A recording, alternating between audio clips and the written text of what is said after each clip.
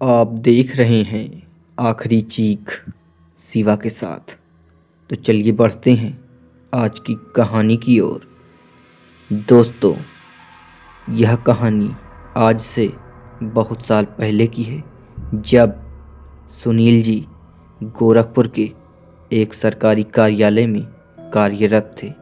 वैसे तो सुनील जी गोरखपुर के निवासी नहीं थे, वो सुल्तानपुर के निवासी थे। वे हमेशा घर नहीं जाया करते थे।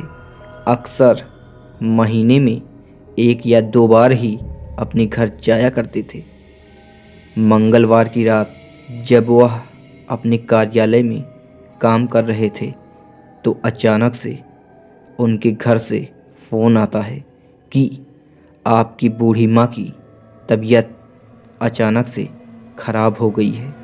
ये खबर सुनते ही सुनील ने अपनी बाइक को उठाया और घर जाने के लिए बस स्टॉप की तरफ निकल पड़े। वह बस स्टॉप पर काफ़ी देर तक बस का इंतज़ार कर रहे थे, लेकिन कई घंटे हो जाने पर भी बस नहीं आई। अब सुनील इधर उधर देख ही रहा था कि अचानक से उसके मन में विचार आता है, क्यों ना मैं अपनी बाइक से ही घर जाता हूँ। वह अपनी बाइक को स्टार्ट करता है और घर की तरफ निकल पड़ता है। वो अभी करीब 30 से 35 किलोमीटर चले ही थे कि अचानक से बीच सड़क पर उनकी बाइक रुक जाती है।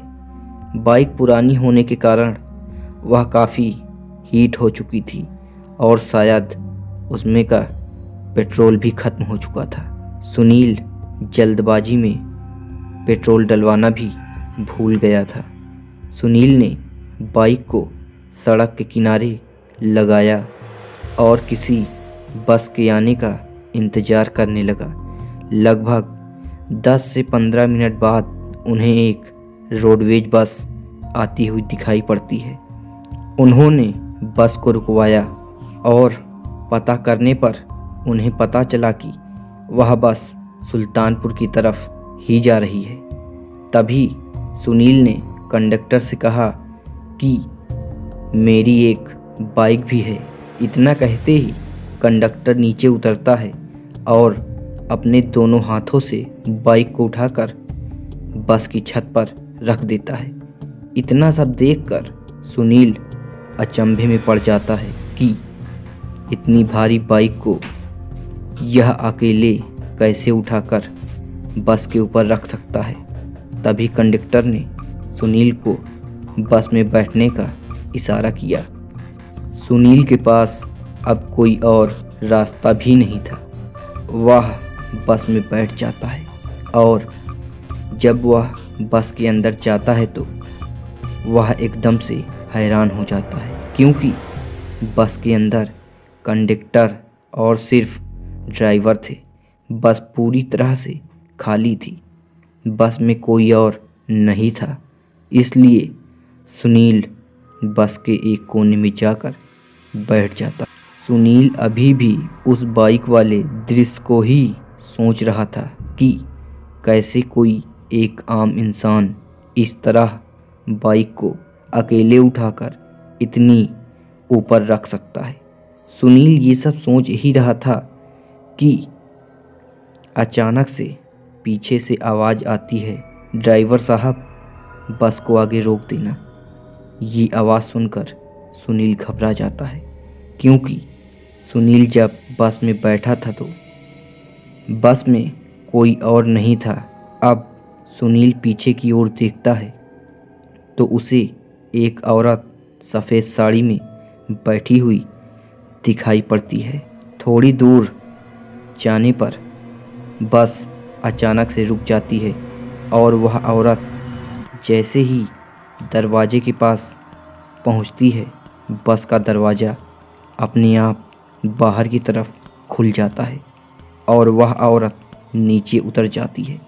यह देखकर सुनील घबरा जाता है कि यह बस का दरवाज़ा अपने आप कैसे खुल सकता है।